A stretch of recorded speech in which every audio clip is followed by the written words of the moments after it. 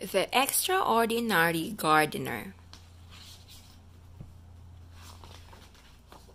The Extraordinary Gardener. Joe was a boy with a wild imagination. It took him far away to a world less ordinary, to a place very different from the world outside. In Joe's world, plants grew taller than skyscrapers, and animals, unlike any other, roamed the streets and soared through the sky. Every day, Joe longed for his world to come to life. Then one night, while he was reading his favorite book, an idea began to grow. It was full of beauty, color, scent, and song, and it all started with something very small. The next morning, Joe went in search of the one little thing that would bring his idea to life. He looked in all the usual places and the not so usual. Finally, he found what he was looking for.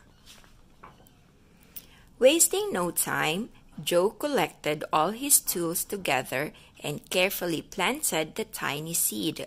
Then he fed it and watered it and quietly waited. And waited some more, but nothing happened, nothing changed.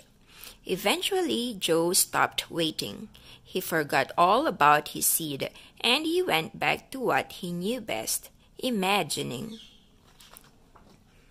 But something was happening. The seed had begun to grow. It grew and grew and grew. Then one ordinary day, while Joe was busy daydreaming, something colorful caught his eye. He stepped outside and discovered that where he had planted the tiny seed now stood the most beautiful tree. Joe got to work at once. He learned to preen and prune, dig and sow. Every day he brought home new seeds. He started to grow all sorts of things.